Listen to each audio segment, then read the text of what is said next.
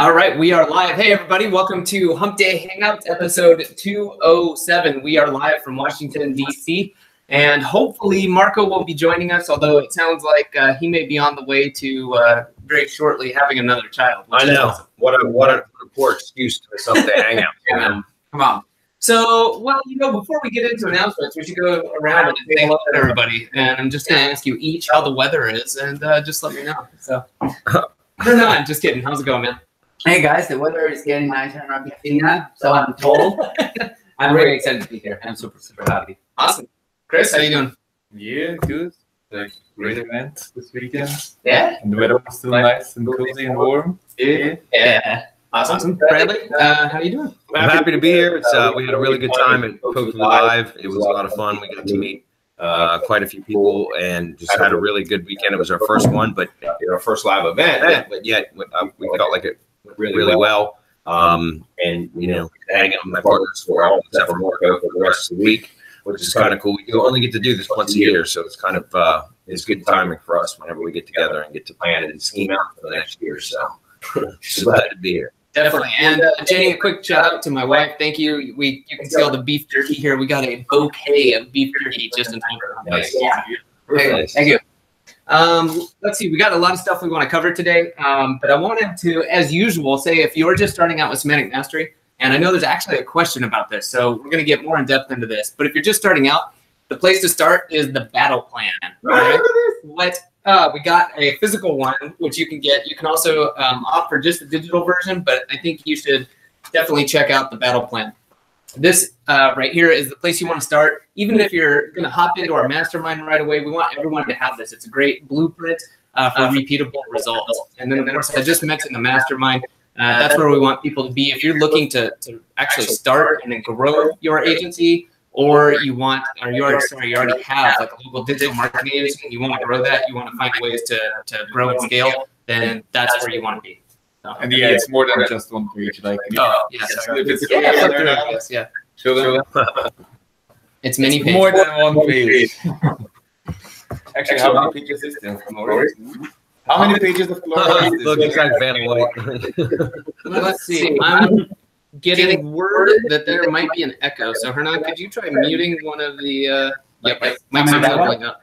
You want to down? That might be mine. Yep, might be mine. Stand by. All right, so we're going to keep going. If somebody can, I know there's a delay on there, so I'm going to keep rolling through, and you guys can let us know. So, in case you didn't hear all of that, basically, we're happy to be here. Thank you for the beef jerky, Jenny.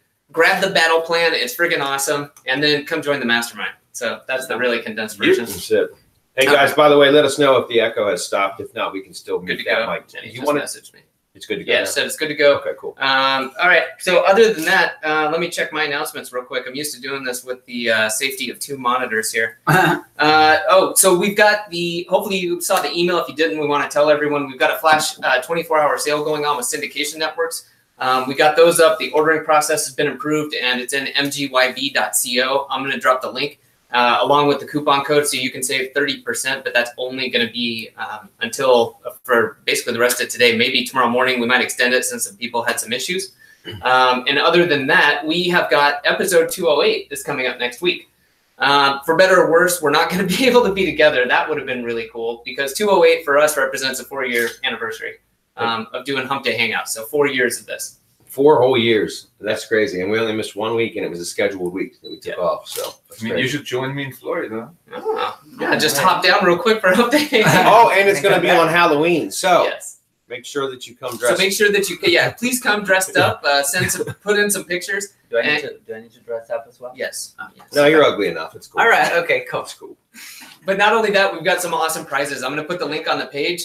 We're having a contest to see who's going to win it. We've got a grand prize that's got about $500 or $600 worth of prizes included in it. We've got a runner-up prize with several $100s. And then on top of that, if you just come live, we're going to have a ton of stuff we're going to be giving away. So don't want to miss that. And it's more you share, the more chances you have to win. And we just want to get the word out, have a good time. And I think we'll probably go a little bit longer next week, right? Probably. Okay. Probably. So, cool. All right. Anything else you guys want to cover? Yeah, I'm going to prepare some good questions for next week. Oh yeah. and have your Hofu coin, right? Yeah, for real. I don't know if anybody does see that, but this is a memento that we gave to our the members that came to POFU Live, which is, it's a coin, and it's kind of like just something to think of, to always remind you of what your position of VAQ is, your POFU is, and so it's always to remind the people that got them to, keep something to remind them of what their plan is, what their business plan is, and why you grind so hard. Why you put so much work and effort into the business and whatever you're trying to build. And so, this is the coin that we gave out to every member of the live event, but it doesn't have to be this particular coin. It can be whatever you want it to be. But I would recommend that you have something like that you keep as just a memento to remind yourself through periods of stress and discouragement, feeling like you failed at times. Those types of times are when it's really good to have something to remind yourself why you're doing what you're doing. And that was kind of our way to create this little exclusive club of POFU coin holders. Yeah. And so, but again, it doesn't have to be specifically that. It could be whatever it is that you want it to be. So it's something we would recommend for you guys to do as well. Yeah. And I would like to personally thank everyone that was there on the event. I think that it was amazing. Like, I think it was like a before and after for Semantic Mastery, I would say. And yeah, we're already planning next year's. So we'll keep you guys posted about that. This was a great event. We had a bunch of good stuff. We had a bunch of good people coming. It was great. Yeah. So so thank you guys for coming. Thank you guys for attending. Thank you for all of you guys that made this all possible. And if you're interested in coming to next year's event, there's got to be information out there soon. That's it. Definitely. And Greg's Drevert's posting on the page, and he was there, and we just want to give him a special shout out because Greg helps us out with some of our Facebook groups and stuff, and he came to the live event, and he's just always been a real trooper and somebody that we appreciate very much. And so again, thanks, Greg, for coming out. We certainly all appreciated getting a chance to meet you and you participating with the event and everything. So thanks again. Thanks, Greg. Yep. Thank you. It was good meeting you in person. All right. So can we get into questions or? Yeah. What? Yeah, let's do it. All right, we'll stand by because I just lost the page. So yeah, like if you didn't make it to POFU Live this year, you better save up and block your time and come next year. Yeah. Yeah. 100%. All right. Well, let's get to it. Then Adam Moody has the first question. Well, you could have just asked me. Come I on. got the inside track, man. All right. So the first one was question from a viewer. I'm not seeing my syndication network posts being indexed. How can I get them indexed? And that's a good question. Typically, we don't worry about the Web 2 posts being indexed because whether they get indexed or not, Google will likely crawl them and see them anyways. And sometimes they will be indexed, but it's not something I ever sweat or worry about trying to force the indexing of those posts. And the reason why is because if your website that you're blogging from, right, so that's the one you're essentially building links to through your syndicated posts, if it's connected to Search Console, Google Search Console, and you go in and you take a look at the links to my site, you'll see WordPress.com and Tumblr and Blogger and all the bookmarking sites. You'll see all the links pointing back to your site. Whether they're in the index or not, it really makes no difference because Google's telling you from Search Console that the links are indeed there and they're aware of them. So that's why I never worry about indexing, and that's why we didn't spend a lot of time covering it. There were some things that we did in the past that would automate scraping those URLs from the Web 2 posts and sending them to an indexer, but unfortunately the plugins that did that stopped working. Stopped being developed. They stopped supporting them. And we never found a really suitable alternative. Now, that said, there is a training in the update section of Syndication Academy that talks about how you can use an applet to automatically extract the Web 2 post URLs and feed them into a Google Sheet. And then you can build links to a Google Sheet, which could be used as an indexing tool. And that was covered in the Syndication Academy update webinars. Just go back through your webinar update webinar archives, and you should be able to locate that if you're insistent upon getting them to index. But again, your time, in my opinion, should be spent elsewhere because Google will crawl those sites and they will recognize those links, whether it indexes them or not. And that's all that matters is that Google sees them. Just to prove it, Hernan and we have tested no index PBNs in the past. Now, we don't recommend you know, PBNs isn't something we teach. Do they still work? Yeah. But it's not something we teach. But we have even tested no index PBNs, and they absolutely work. Because as long as Google knows the link's there, no index just means they don't put it in their index. It doesn't mean they're not aware of the link, and they're not counting the link equity too. Right. Yeah, there were no index to follow PBN. So as long as you have that tag there, no index to follow. Some Web 2.0 websites and social networks that we post out with Syndication Academy, they will have no index to follow. Medium is one of those, I think, unless you have a paid account. Yeah, they have no index to follow, so you cannot index that, but that doesn't mean that the links do not count. So we do that for traffic purposes as well. You will see a lot of people coming through the RSS feed, you know, to the website, so that's cool. And but yeah, they definitely count towards the authority of the website. So make sure we get this clip sent to the guy that asked that in support. Yeah, definitely. All right. Cool. All right, so that was a good question. Next is Greg Pippin. He says, hi, I hope it went great for you guys. I have a press release and a guest post from 2014 that are still live and linked to my money site. Would it make sense to link to them with a new press release? And how would I word a sentence to incorporate those links into the press release? Yeah, absolutely. You should be building links to that. If they're live and they're good links, there's no reason why you couldn't. As far as how would you incorporate a sentence, or how would you word a sentence to incorporate those links into a press release? Well, you know, that depends, because I don't know what the topic of your press release is going to be. But typically, don't overthink it. Typically what I do, like, for example, one of the things that I love to do now is take the media room URL, which is essentially like the organization page for one of the organization that I'm publishing a press release about. And I like to link to that company page because it's like a blog roll. It's like a media room. That's what they're calling it, especially on the Press Advantage platform.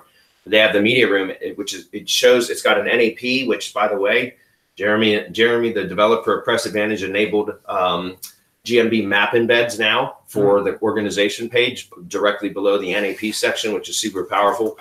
So anyways, and for each press release that gets published, it gets put right on that page. And it's also got the iframe for the website. That's a super powerful page to link to. So what I do within press releases themselves is say, stay up to date with all the whatever company's news here. And then I just link directly with the naked URL to the media room.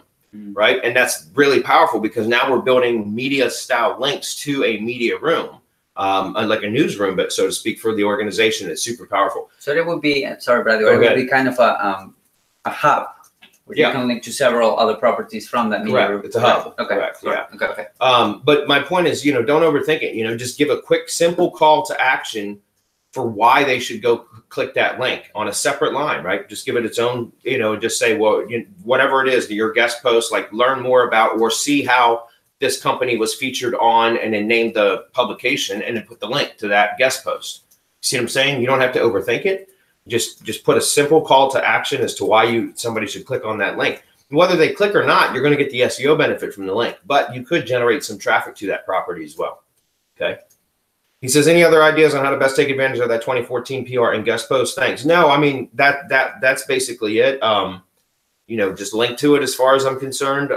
You might want to iframe it into a blog post or something, which would be kind of cool. If iframes are super powerful. We can't get into too many tips and tricks here as to why they're super powerful. But if you've got, a really good PR, a press release published on a really good PR site or a guest post on a real high authority site, it would make sense, especially if it's got a live link back to your money site, like you said it does. It would make sense to possibly iframe that article, that page, onto one of your asset pages, right? And then do some nasty link building stuff with that too. Okay. Handy Expert, he says, I currently have a towing site in my local area generating about 70 to 80 qualified calls a month with great organic rankings, but average map rankings. I was still able to close a towing client at $750 a month. Nice. I got paid. Now I was planning to supplement my organic calls with some PPC Google Ads to add some gas and fire to get my clients making more money. That's a good strategy. He says, one, how would you recommend I use that budget with Google Ads? I don't mind making less profit myself in the beginning, as I plan to take SEO. I plan the SEO to take over in the later months. Should I run YouTube ads like you've discussed in the past? Or should I run regular PPC ads since the niche is towing and they typically call the first one they see? Thank you. Okay, that's a great question. So no, YouTube ads are likely not going to help you at all. with towing stuff. It would be okay if you were running YouTube ads to like help rank towing videos for search, but those are one of the types of keywords where people are going to go directly to Google and search for a solution. Like we need a tow. We need a tow truck, right? They're not going to go to YouTube first. So that's why I'd say, I would recommend just going straight to Google PPC. Yeah, you absolutely can use that to supplement. As far as you said, you got them closed at $750 a month. I don't know what the towing cost per clicks are. I know that I was just talking with these guys about it. Google Ads search ads are still a great way to generate leads. It's absolutely a great way. It's very, very targeted traffic. If you know what you're doing, and with a simple alpha beta campaign structure, which is exactly how I run all my ad campaigns, it's really simple to hone in on your very best keywords and set up exact match keywords to very, very targeted landing pages and just get incredible results. You are going to spend some money, and it takes a little bit of time to dial the campaign in. I typically recommend, the first 30 days, you're going to waste some money typically. Usually between the 31 and 60 days, you're going to start dialing it in really good. And usually by the end of 60 days, I have a really well optimized campaign that just generates leads consistently. And remember, guys, with PPC, it should be more like a vending machine, not a slot machine. In other words, you should have a known quantity. When you put $1 in, I'm going to get $1.50 out. Or if I put $1 in, I'm going to get $2 out, instead of like a slot machine is where you just put money in and pull the handle and hope that you're going to make some money. Right. And that's how most people treat their PPC campaigns. Okay, so he's showing towing keywords roughly $4 to $6. Yeah, $4 to $6. That's not bad. Yeah, that's not bad at all. So just depends what you're getting on the back end. He gets paid per call. No, he's getting, it doesn't sound like, but perhaps, again, that depends. If you're not getting paid per call, then you might not want to do this, but depending on what you're looking for. But if you could say, hey, I can also offer you additional calls. Well, I think what he's saying is that for now, he's got good organic rankings. He's getting good calls, but he wants to improve his maps rankings, and he wants to supplement the calls with PPC while he works on getting the maps ranking up. I would run call-only ads. You could do call-only ads too. There's a little bit less expensive than clicks, direct clicks, but not much anymore, I've found. But yeah, you could also try call-only ads. As far as that, play around with the budget. If you're not, I don't know how experienced you are with Google Ads, but I would suggest if you're in a lead gen business that you start getting some experience in that anyway. So maybe take $150 of that budget, which is essentially $5 a day in budget spending, and see what you can do with it. That might not even be enough. You might want to do, $250 or $300. And I know that seems like a lot, even half, but just to do that for the first month or two so that you get some data coming in, and you'll learn all that you need to within about 60 days of how to optimize a PPC campaign for a towing company. Right, which is cool. He's got a client paying him for it. I realize maybe he's going to pay out of his pocket, but like you're not paying literally out of your pocket. Yeah, so essentially your client's covering your education. Yeah. Hernan at the event, somebody asked him, what's the best way to learn how to do Facebook ads? And Hernan said, spend some money. In other words, go out and set up a Facebook ads campaign and play around in the platform and spend some money. Yeah. And that's what I'm going to tell you about PPC. The same thing is, we have a training course called Local Kingpin. I saw another question on the page about it. We're going to get to it, but it talks about how to do PPC Google Ads for lead generation, and how to make it profitable. And again, the best way to learn is going through a course might help you to get kind of a jump start, but you're still going to need to learn by spending money. Yeah, just playing. Yeah, 100%. And also each industry is different. So maybe what applies to tow truck might not apply to some other industry. So I think that's a great point. The client is paying you to learn. So that's great. And you're also potentially giving the client better results. So, and faster if you nail the PPC campaign. So that's even better because the guy will be happier, and that a happy client stays for longer. So That's pretty cool. That's why we kind of usually recommend when you're starting out, you can combine PPC and SEO so that you offset the weight with SEO. You offset that with PPC, and the guy's stoked, and off you go. Yeah. Okay. Let me go to the next one. Premier Travel Services. Also, I love these business names. It's always funny to hello, business services, but then sometimes we find out who it is. If you tell us, and it gets confusing, but it's kind of funny. I'm like, I always try to match the business to the person. So. All right, so this one says, I plan to do some PPC training for local clients. Would you say that your local Kingpin training is still relevant in 2018? Yes, it absolutely is. The only difference is now is the interface has changed, the AdWords interface has changed. The content is absolutely still relevant. That alpha beta campaign structure, nothing has changed, except, like I said, the interface has changed. And Google's also implemented a lot of AI now, so that they have a lot of different bidding strategies that weren't available at the time, like enhanced cost per click and maximize for conversions. Oh, and sorry. There's all these different campaign stuff that can be added to the campaigns, but I still don't implement any of those until I've set all of my campaigns up manually and optimize them all manually first. And then once I get them to where I think they're super, optimized very well, then I will play around with some of the Google's automated bidding strategies to see if it can beat mine. And typically it will, but I always like to wait until I have the campaign fully optimized the way that I want it before I implement any of those. So, and just as an aside, we are going to I'm going to update that training probably with a webinar at some point, because I'm still doing a lot of PPC stuff, and that training needs to be updated slightly just because of the interface. I can talk a little bit more about the automated strategies.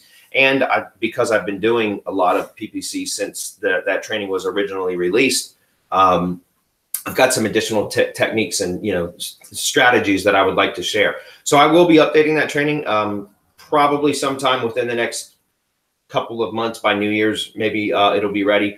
But it is absolutely still relevant. Yeah. Okay? Yep. Scott's up. What's up, Scott? He says, Scott? I think the last time we did this, Scott was there. Yeah, Scott was there. That's right. Oh yeah, the last year's in Portland. Yeah, in Portland. So what's up, Scott? We miss having you here, buddy. When you guys, you guys crashed my wedding. Oh yeah, we did. That was fun. Scott says, from what the Frack files, Gary Ilyes from Google was on a webinar today and stated that Google does not read the EXIF metadata from images. Well, yeah, but Google also is really good at misdirection. They like to tell you stuff that is absolutely false. Right. Like, don't use press releases anymore because press releases are bad for SEO. Yet here they are, still working like gangbusters. You know what I mean? Same thing about guest posts and stuff like that. So anyways, he says he did say they are considering reading the EXIF metadata in the future. This doesn't seem to correlate with page rankings that have images with EXIF data. Do you have any news on this topic? Thanks much. Yeah, exactly. If Google says don't do it because it doesn't work anyways, that means do more of it. Yeah. Does that make sense? Or at least manipulating the search engine. That's right. Or at least propaganda. Yeah, or at least test it. Like test it, see if it works for you. Like we don't recommend you following us to the letter. We don't recommend you following anyone or to Google the letter. To the letter. Or Google to the letter for that matter. Go ahead and test it and report back. That's what we always recommend. Test. Yeah. And if you've tested and you know that the pages with images that have metadata rank better than the pages that do not, you've already proven that Google was misleading you or just wasn't giving you the full truth, right? Yeah. And it happens with it happens to me with Facebook too, right? Facebook Grab, they will when you're spending some type of money, and we have that on the pipeline, by the way, for Semantic Mastery, they will just call you, right, and try to advise you. But the reality is that those are big companies. They're big companies, and most people are on the front lines communicating with the media, communicating out there. They're not developing the back end, which are the algorithms, how stuff actually works. And you can see that because there are these discrepancies of, hey, they will go out and say something, and maybe by the time they go out and say something, something else has already changed. So have that in mind. There are big companies composed with a lot of people, and they have like different points of views, I would say. Yeah. Yeah, and not only that, but Scott, even if that were true, which I'm saying it's not, but even if it were true, just think of if you're saying he did say they are considering to read the EXIF data, well, that means all of the properties that you've optimized if they finally decide to start reading the EXIF data, which they already are, but if they decided just tomorrow, like, okay, today's the day, we're going to start reading EXIF metadata, then all the pages you've optimized will be way better than everybody else. So yeah, and Scott already commented. So he's saying I plan on continuing adding the EXIF data to our website. There you go. So you do that. So B&B special events. That's another one. It says, as someone who is just joining Semantic Mastery and would like to take all of your courses, in what order do you recommend I take them? Outsource, Kingpin, Syndication Academy goes through a litany of our courses. I do local SEO for local clients, rank and rent style to give some more context. Love you guys. Thank you for all the help. First of all, and I think Bradley is uniquely positioned to answer this question, but with you belong in the mastermind. I mean, there's no better way to say that. If that's what you're doing and that's what you want to do, you belong in the mastermind. You get either a lot of this content for free or severely discounted. With that said, I'll let Bradley kind of go. Well, he says, I do local SEO for clients in rank and rent style to give you some context. Then yeah, there's no better suggestion than for you to join the Semantic Mastery Mastermind, because as Adam said, all of those courses are basically, you get those courses. We're changing slightly how they're being released and distributed, but you get access to all of those courses, and even the ones that have a higher ticket price than where we can just give them to you, you'll get an insanely stupid discount, even more so than our typical 30% discount under the new system that we're going to be implementing. So my point is, just to answer everybody else, okay, the first recommendation is if you already have a business and you're looking to grow that business and scale it, right, to increase revenue, that's what the mastermind is all about. Okay, the mastermind is not necessarily just about SEO stuff. We do talk about advanced SEO training in there when needed, and when people bring stuff up they want us to pursue or to go more in depth.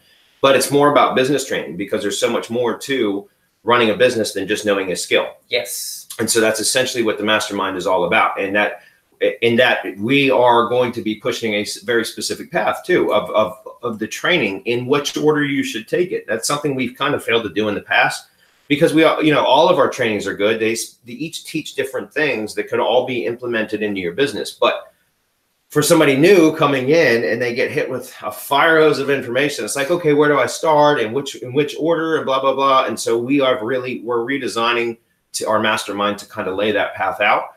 And so I would suggest starting with Ilyes Pro, which we just recently launched. I don't think we have it available for public sale just yet, outside of the original promotion, but we will have that up shortly. And then from there, it's up to you. But like the next logical step from Ilyes Pro would be LocalGMB Pro and Local PR Pro, Local Kingpin, which is setting up the PPC ads for supplemental traffic. That's also really good if you're doing client work, because you can get clients instant results using Google Ads. And then from there, we outsource Kingpin once you've got your services, your products and services in place where you're able to generate results for clients, or if you're doing lead gen, you're able to get results for your lead gen assets. Then we talk about the next thing is outsourcing, building your team so that you can remove yourself from the process and still have your business operate and generate revenue. And that's where outsourcing comes in. So we would recommend Outsource Kingpin at that time. So again, just to kind of boil this down to make it a shorter answer, join the Semantic Mastery Mastermind, where this path will be laid out very clearly, and you will get access to the products in that specific order, which will help you to build your business. Each one of those products compounds on the next and helps you at the stage that we recommend. Yeah. Okay. Speaking of which, the Ilyes Pro is actually available, but only in the mastermind right now. Oh, that's true. That's true. Right. We don't have a public sales page up for it yet. So yeah, and so BMB special events. One, if you got any questions, with people who are serious about joining the mastermind, if you want contact support at semanticmastery.com, we'll hook you up. I'm happy to jump on a short call or something like that if you're serious about it, or you just want to find out, are you guys, for real? What do I get? Things like that. We're happy to have a quick chat with you. Yep. Cool. And so that was my, the best answer is come join the mastermind. But the next best answer is, buy each and every one of our courses individually in the order that we tell you, which is the same order that you're going to get in the mastermind. But that adds up to be a hell of a lot more money than it would have cost you to just join the mastermind. So yeah, plus the support and the community there. Correct. The bi-weekly webinars that Bradley holds, and some of us, go there, but the bi-weekly webinars and the Facebook group, like the community there is amazing. We saw it on POFU Live. Like a lot of people were from our mastermind. They were part of our mastermind. The community was there. So yeah, it was pretty awesome. Yeah. And so not only you get, that's a big point. Not only you get access to all of that training in a specific order at specific times, but you also get support, right? And follow up, which is, I think, at least for me, it's a big deal, because some courses you can buy them, you can apply them, and then maybe something comes up, right? Maybe some stuff didn't work as expected, or maybe you're having different results. So that's why it's always good to have a community of people that you can ask questions to, and then you can get support out of. That's it. And interesting side story real quick. At ProFood Live, it was awesome because we got to meet some people that have been a member of our Semantic Mastery Mastermind for years. I'm giving a shout out to Richie. Yeah, so, to Richie and to Greg. Yeah. I'm sorry, I don't remember Greg's last name, but Matt and Greg? no, the other Greg. Anyways, sorry guys, but we had just an amazing event and had the some people that came that have been in the mastermind for years and kind of lurking in the background, who don't participate in the conversations as such, but they came, and which was amazing because it was like some, you know, people came to the event and they introduced who they are, and I'm going, okay, I don't recognize the name, you know, and then well, we've been in the I've been in the mastermind for years. I'm like, okay, but I still don't recognize the name. Oh yeah, because I never comment on anything or ask any questions, but I'm always there absorbing information, and it was awesome to hear that. And they were like, you know, I'm quiet and I don't want to get out there and talk and have conversations with people, but I know that it's like one place that I can always go to get current information that's not bullshit. Yeah. it was great to hear that. Yeah, that was the best. That's the best response you could. Yeah. Yeah. And that's cool too. Like if you don't feel like commenting, you know, that's cool too. Yeah. I would strongly suggest that you do, Yeah. because you get a lot of stuff. And then there were some or at least come meet us live so that we yeah, definitely. There was, you know, some business opportunities, like actual people, you know, making deals on the event and through the mastermind. It was Gary, by the way, not Greg. Yeah. That's I meant to say Gary, by the way. So. And so I think that's pretty powerful too, because our business grew from a mastermind. You know what I'm saying? Yeah. There's a gnat flying around and I'm going to get it. I'm not going crazy, I swear. All right. Jay Turner's up. He says, maybe I should ask this in the local GMB Pro Facebook group, but here it goes. Should we Citation Pro, Builder Pro users be taking advantage of the auto? Okay, so he's talking about the auto poster, the GMB auto poster. Should we be taking advantage of the auto reschedule post option? Seems like reposting a near me keyword post every day would be worthwhile, or will reposts have very little benefit because they are not original content? That's a great question, Jay. Actually, I just addressed this at ProFood Live. I'm happy to share that here, though, guys, because there is something that you can do to reduce expenses or reduce your overall time required for this. Because if you're using the GMB auto poster, our auto poster, there is an option to reschedule a post or republish it. So, for example, you have to do this. You can't right now. I don't think the functionality is available if you do bulk upload via CSV file. But if you do it manually, where you schedule each post, you can go in, you can select the time and date for when it publishes, and then there's another checkbox that says republish post. And if you enable that or check that box, it reveals a dropdown that will show you, it'll like when would you like to republish? And it says, you know, 1 day, every 3 days, every 7 days, and then there's one for every 30 days. And so, excuse me, what I suggest doing is going through and scheduling out 30 posts, you know, 1 post per day, or whatever your frequency of publishing is for the asset that you're doing that for. Typically, for most of the stuff I do, I just publish 1 post per day, 7 days a week now. And because of the auto poster, it makes it simple. You schedule all those out. So you schedule out 30 posts for 30 days. And then on each time you schedule the post, you add it to republish 30 days from that day. Does that make sense? So on day 1, you schedule post 1. On day 31, you schedule post 1 again. Does that make sense? And what's great about that is you can have it automate. All you have to do is schedule it 1 time, and it will automatically post. And in the next month, it'll just start that cycle over again. Now, I do recommend having probably, and we just started this method myself, so I don't have any data yet to determine whether we should absolutely change the posts or not. But what I would suggest is at least preparing for every 90 days or so, swapping out the images and the post slightly, you know, varying the post text slightly, and then rescheduling. So again, this is something you can train a VA to do. You can train a VA, set up a training video and a process doc showing them how to go in and schedule 30 posts. You could even train a VA to grab 30 images or optimize 30 images with EXIF data and all that stuff. Optimize them, upload them, schedule them out, and then publish or click the reschedule, republish option, schedule them out for 30 days, and then have a calendar reminder set up to every 90 days. They go back in, swap 30 images out and 30 posts out for the next quarter, if that makes sense. And that's something that you could train a VA to do, and it wouldn't, you wouldn't have to worry about it anymore, and it would get done. So that's a great question. Absolutely, guys. If there's a way that you can reduce costs for GMB posting, like I pay some of my VAs, one in particular who does GMB posts for clients, I pay her per post. So every post she publishes, she gets a certain amount for them. It's $3.50 a post. And so that's a lot. So if you can figure out ways to reduce costs, you can do that. Now for clients, I wouldn't recommend doing the republishing stuff because you can charge them for unique content per post, right? So, but for lead gen assets, I would absolutely recommend that you reduce your costs if possible. That's a good question, Jay. Okay, Frankie's up. He says, I have everything set up in terms of purchased all the tools and have created my own SOP for how to run my own video carpet bomb style type of campaigns. My question is, it really caught on. My question is, should I be targeting local cities and do rank and rent, or should I go after affiliate campaigns and target those keywords? It's a really good question. With this setup I can publish 1,000 videos easily over a small period of time. Which would you suggest to start getting some results fast? Thanks as always for Hump Day Hangouts. Well, that's up to you, Frankie. I would recommend if affiliate marketing is what you're interested in, then go to do affiliate marketing. If local marketing and lead generation is your thing, is what you have more of an interest in, then do that. But either way, choose one and stick with it until you monetize it. Because my point is, like, if you are, I don't know what your business goals are. I remember you've asked some other questions in the past, though, on Hump Day Hangouts. And I think your questions were more targeted about local marketing consulting, like as a video guy. And if that's the case, then I would recommend you avoid the affiliate route for now, because all it's going to do is distract you, and it's going to slow you down from being able to perfect your specific video marketing method, you know, for lead generation or for rank and rent or whatever it is, however you decide that you're going to monetize it. Guys, we as a Semantic Mastery as a group has struggled with not being able to focus or chasing too many different opportunities.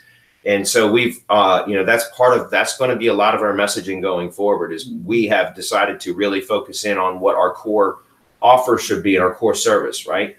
And we recommend you guys do the same. And even for our agent, like my own agency that I'm building, it's the same thing. I've reverted all the way back to just doing the kind of the lead gen model, where we build the asset first and then we find the service provider or the client.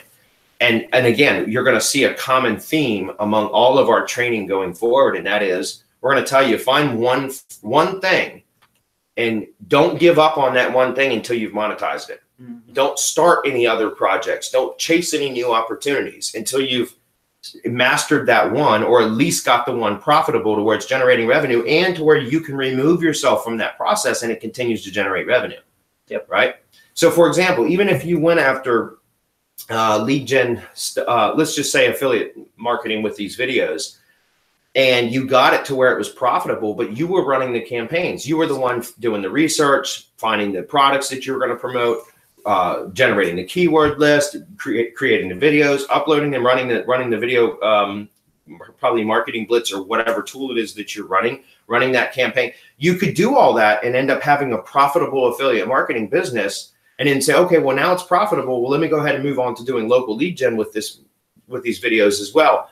But unless you have processized or systematized that with the affiliate and all the work that you put in to make an affiliate campaign profitable, you shouldn't even move on to that. In other words, even though if that might have money be producing positive revenue for you, until you remove yourself from the process and it still generates revenue for you, you shouldn't move on to the next. Because otherwise you end up bogging yourself down to where, okay, now you're doing all this work and now you got to do all this work too. And at some point you're going to reach a point of diminishing return. Mm-hmm. And you're going to not be able, you're going to hit a capacity, a limit where you won't be able to make any more money. And if you would have been able to remove yourself from that first process that you made profitable when you were doing the work yourself and still keep it profitable, now you've got revenue coming in so that you can devote all your time to the next process that you want to perfect. Yep, I do agree. And I mean, we all go through this, right? We as a group, and then we had that exact same issue on, you know, with the people that came to the POFU Live event, the fact that, you know, they were making money, they were feeling that they were too distracted, and that's completely fine. Like you're definitely not alone in that regard. That's correct. We've been there. Everyone goes through that, because the reality is that we are as entrepreneurs, we want to fix stuff, and we see everything as an opportunity. So I totally agree with Bradley. Building a successful business, you know, once the initial rush or the initial high wears off, it's hard because of the fact that you need to keep at it even when you are not as excited with that project anymore, and then everything else seems so exciting to go ahead and tinker with. But I think that the key to success here and the key to actually building businesses that are really profitable is just what Bradley described. Like, go at it, whatever it takes you, make it profitable, remove yourself from the equation, and then go to your next opportunity. Yeah. I mean, guys, that's the only way to do it. Even in my own business, I could have achieved so much more by this point in my marketing career if I would have focused and, you know, not chased every opportunity, because I could have become super good at one thing and then pulled myself out of the equation, like he said, out of the process, and have built a system that makes everything that I was doing done, you know, complete. It gets done without me doing it. And then I could have moved to the next opportunity, and I would have had a much more successful business by this point had I done that. And we all go through that. And that's, again, that's why we really want to help other people to avoid that, to where they can get their businesses profitable and get more of their time back at the same time, and with less trial and error. Does that make sense? If you do that, you could apply the Eagle method at a sooner place in your business, right? Oh yeah. Yeah. That's an inside. Yeah, we're not gonna. So Frankie, my final answer to you would be either way, and whether it's affiliate marketing that you want to do or local marketing, either way will generate you money if you know, once you learn what it takes in that particular model. So just select one and stick with that one is what I'm saying. Okay. I can't tell you which one's better than the other. I'm partial to local, but, you know, affiliate marketing certainly works. So it's entirely up to you. Yeah, that's a good news. Like, they both work. You want to go with local, go with local. You want to go ranking YouTube videos, you can do that. As long as you keep on doing what you're doing, it will work. But you need to give it the time and the opportunity for it to work. So, and Greg said, "What's up?" And then after that, it said the mics are going crazy. So Greg just wanted to repeat, Greg Draber, fantastic community manager of ours. If you're in the groups, you see him, and we were super happy to have him at POFU Live. So thanks for being there, man. It was good meeting you. Yeah, and we had to reiterate that because Echo might have ruined it. So Greg, we apologize, man. It was a good attempt to thank you. So, all right, Dan is up. He says, any feedback on PressCable, guys? So let me restart that one over. Any feedback on PressCable, guys? I have a few credits left there, but wondered if you know if they delete PRs or not in time. I was going to do first PR there to save money and then order the rest through your service. Also, is there any day of the week good to publish a PR, or is there a significant enough advantage for doing PR earlier in the week? I remember something to this effect. Okay, Dan, great questions. Number one, is PressCable still good? Absolutely. Absolutely, PressCable is still good. You know, I still use PressCable. I've got a subscription to that, and I will maintain that as well because it is good. One of the things I do really like about PressCable now is one of their distribution sites is newswire.net. I used to have a bunch of credits for newswire.net, and I used them all, and I canceled my subscription like a dummy many years ago.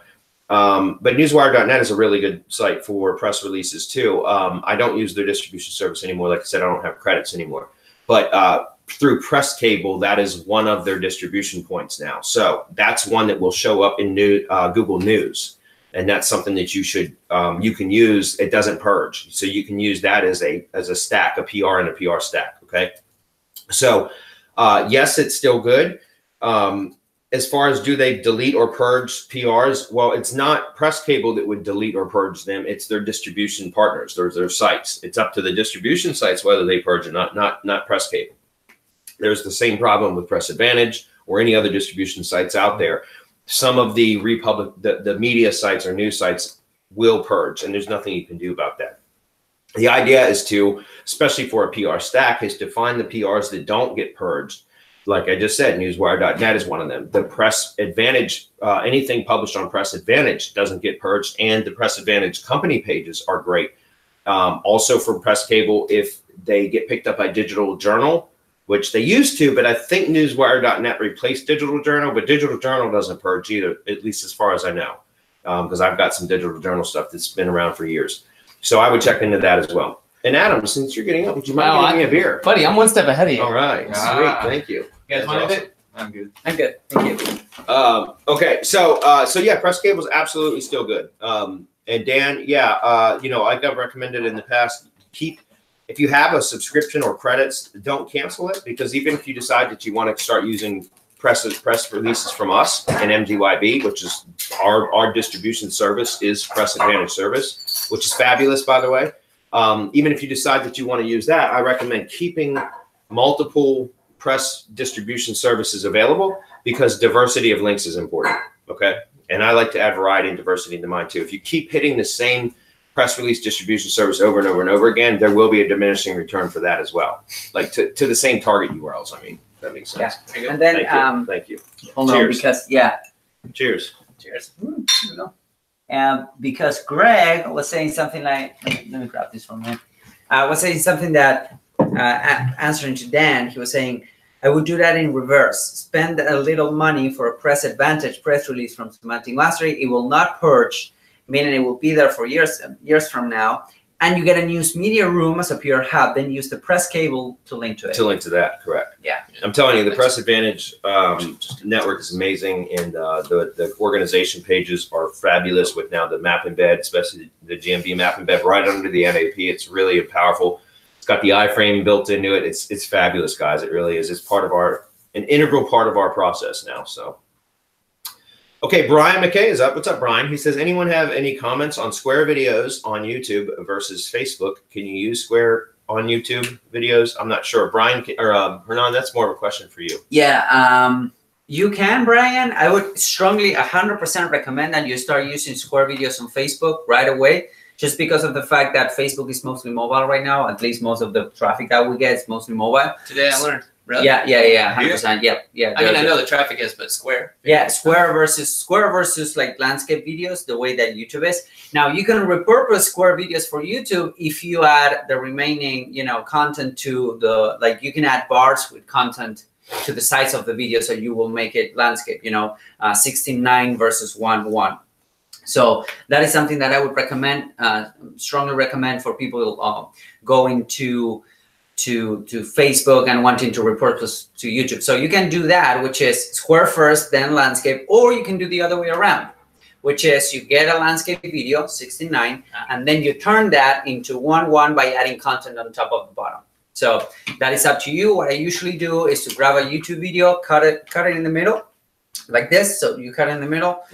So you have a 1-to-1 ratio, and you can use that for Facebook. That's usually what I do because I'm lazy. So damn. So he's not only drinking beer; he's drinking scotch too. Wow. It's gonna get interesting. Two-fisting. Yeah. The last 10 minutes of this hangout are going to be nuts. It's gonna be nuts. All right. In there. That was a good question, Brian. Wayne Clayton. He, the master of memes. Did he post that? We're not. Yeah, I was about to say we're not skipping this. My next, Wayne, if you've got it, if you got it, you got to post it. Also, the one that you did where you showed the you put the image on Jamina's phone too, because that was amazing. Like and Hernan holding beers. He made these great memes, guys, from Pofu. It was awesome. Wayne always does. We missed you, Wayne, at the event. We really did. Yeah, man. So. And I really love the one where I balanced the woman on my... Chris, Chris gets the cool one with the good-looking woman in his hands. What the hell? And I'm in drag, so... if you haven't seen them, by the way, if they're not there, they're in the free Facebook group. Yeah, so semanticmastery.com/Facebook will take you to the free Facebook group. They were great. Thank you, Wayne. We knew you were... I mean, you have entirely too much time on your hands is really the problem. Which is... So, good job. Yeah, right. You've been listening, apparently, right. So anyways, Scott, as he mentioned, is going to continue using EXIF data regardless. Thank you, Scott. That's right. Good man. Bill says, with buying verified GMBs becoming more common, I'm wondering how long before you think Google starts closing that loophole and what you think will happen for the many who use that loophole. That's a very good question, Bill. I don't know how long it's going to be. They'll close it. So my point is take advantage of it right now while you can and build as many fucking assets as you possibly can. And what will happen when they close that loophole? I don't know. But my point is, and that was a question that came up at the POFU Live event, because what I shared at the POFU Live event was how to really scale a GMB lead generation business. Through the Local Lease Pro. Really method. Scale it. Yeah, it was essentially the Local Lease Pro method, but on steroids. Yeah, on steroids with process development, all that other stuff. It's still not 100% complete, but it will be very, very, very soon. And that's so like there's the members of the POFU Live that are going to participate with me. We've got a 90-day goal to build 50 GMB assets in the next 90 days. And then by then we'll have the processes in place to where we could double or no kidding, would work. We'll have the processes and the virtual assistants in place to do the work for us. And so within the next 6 months, my goal is to have anywhere between 200 to 250 GMB assets, which is huge. So take advantage of that, because once you have something like that, now think about, even if they were to close that loophole, let's say that happens, and let's say I didn't even come close to my target goal and I hit 125.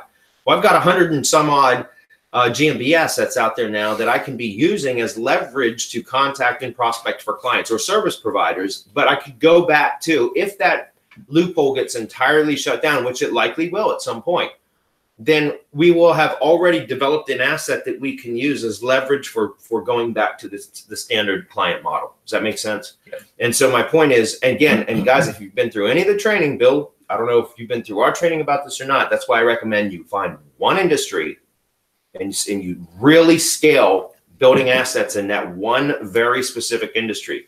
Because now you will have all of this data and you'll have all of these assets that are valuable to one particular industry. You can craft your sales message, all of your marketing materials, everything to that one very specific industry type or business type.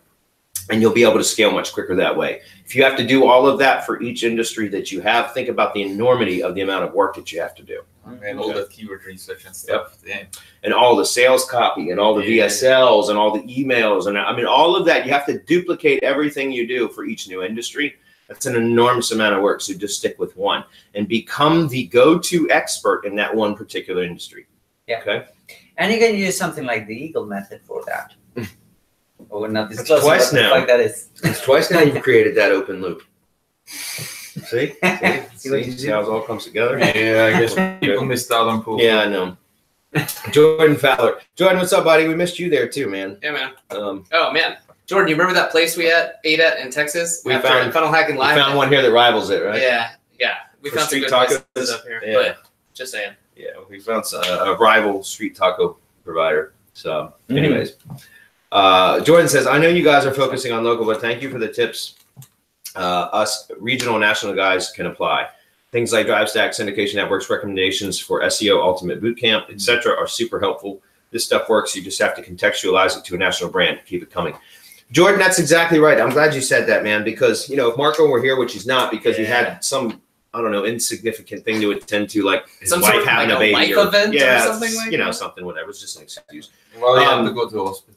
If Marco were here, he would tell you local is relative to the observer, right? What is local? It's relative to the observer. So local could be hyper local, like what we're doing with the Local Lease Pro method, or local could be you know, a specific city or a specific county, or it could be a state, or it could be a region, or it could be a country, or it could be global. So really, it just depends on what your particular business model is. Most of what we teach can be applied to whatever your location area is or location range is.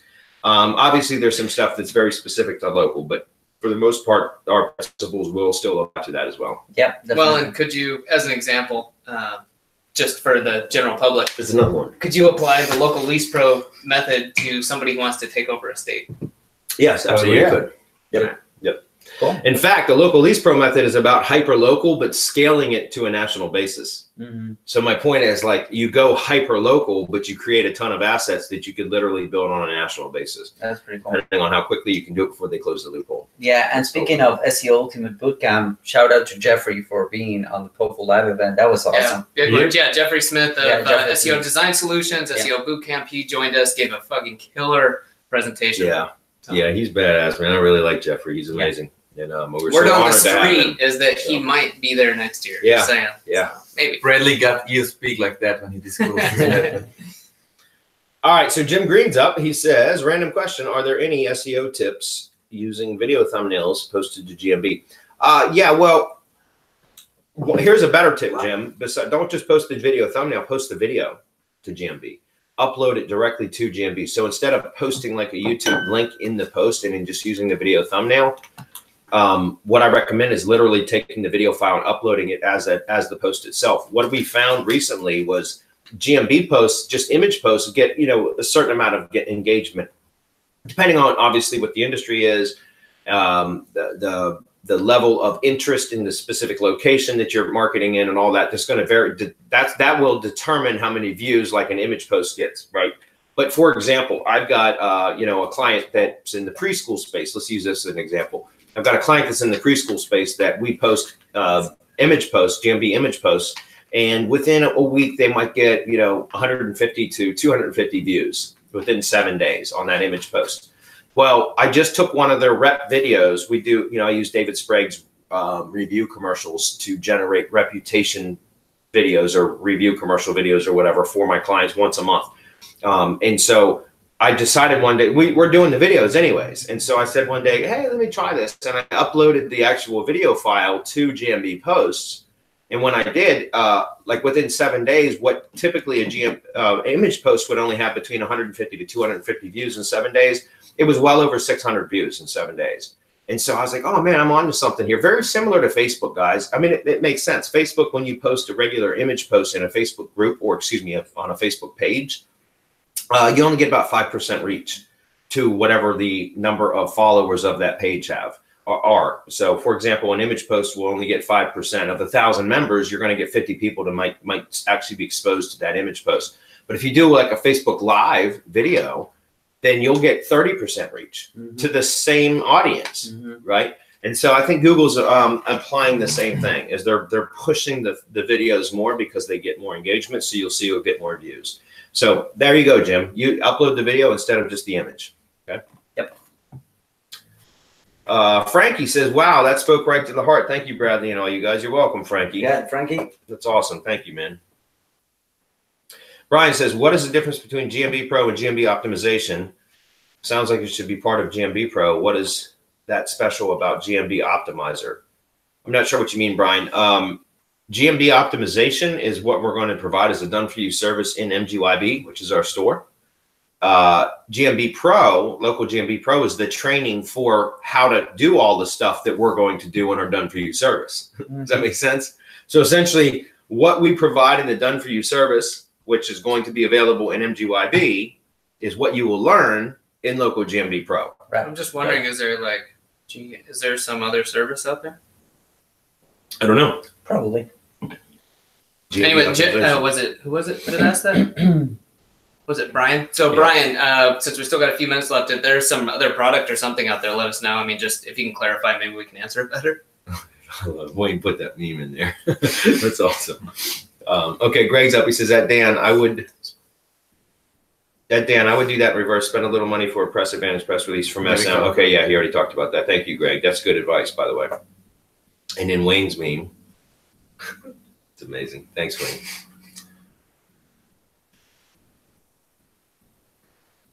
Okay, Paul says they have already started closing the loopholes. Google has started turnover in that department inside the. Well, that's possible, Paul. So, but guys, we'll find a workaround, don't we always? Yeah. As far as I know, it's still working. Yep, hammer time. Look at that, all those memes. Thanks, Wayne. Here you go. That's awesome. Brian says, anyone try changing no follow links to do follow links in press releases by editing an HTML view? Brian, it's funny you mentioned that because that was a hack that I used to do with newswire.net, because you could publish you could save, so you'd go in and you'd put all your text in and your links into the press release, and then you would save it as a draft, and then you would submit for publishing, which would go to the editors for review. But when you saved for draft or submit for publishing, it would change all of the links to no follow. So what I would do is always go save as draft, and then before hitting submit for publishing, I would go into the HTML view and edit the no follow tag out. And then I would submit for publishing before hitting save for draft again. And it would send it with the no follow tag removed, and they would publish it that way. And it was a hack I didn't tell anybody about because I didn't want them closing that loophole in newswire.net. And I just spilled the beans now because I don't know if that's still available, and I don't have any credits left. So go for it. But as far as like Press Advantage, I don't think that's possible. And I don't know about PressCable either, because typically in either Press Advantage or PressCable, I don't see an HTML view. Like there's not a way for me to edit the text. It's just the WYSIWYG editor. So they insert the no follow links. There's not much you can do about it. But Brian, if you're on a platform where you do, yeah, try it. See what you can do. See if you can edit it out. That's a good thing to do. So our POFU video is going to be released, especially to mastermind members. Let's see. That's TBD. Yeah, right? That's TBD. Yeah, we definitely recorded them. So we have them. We're going to be editing them. They're going to be out for attendees. Yes. Not sure what's going up next. Yeah, because the mastermind members are going to get the process training for the Ilyes Pro scaling method once the POFU Live members and I get through our 90-day challenge. We're going through a build group together where most of the members are going to be joining me for the next 90 days, and our goal is to hit 50 GMB assets built and optimized by the end of 90 days. And if we can do it, then they're going to help me to refine the process training and all that too. And then that's when I'm going to release it to you guys. I know I mentioned I was going to try to release it between Thanksgiving and Christmas. It's likely going to be, well, not 90 days, going to be beyond that, but it's worth the wait. I'd rather give it to you guys in a more polished form than in its raw form. Obviously though, mastermind members, if anybody really wants it in its more raw form, just reach out to me and I'll work something out with you. Okay. Cool. You heard that. Reach out to Bradley directly. Yeah. Through support. Yeah. We'll give No, mastermind members can contact me in the group at any time. Yep. Yeah. At any time. Yep. So Bradley loves Facebook, so it's the best place to get. Yeah, can we put the Bradley's phone number right here on the event page? So yeah, that's it. Yeah. That's it. That was good, and it's not because of Vasquez at Semantic Mastery during the Hump Day Hangouts, but I remember the very first. Just want to share this fun tidbit with people. The very first draft of emails that we had as an autoresponder, like, "Thank you for joining Semantic Mastery." This is like 4 years ago now. Yeah. Hernan included Bradley's phone number. Yeah. Oh, I did. Oh man, sorry. Yeah. And that was there for quite a bit actually, Yeah. for maybe a year Yeah. or something. And you were getting like this. But the crazy part is how many people don't call. But anyways, yeah, don't call Bradley.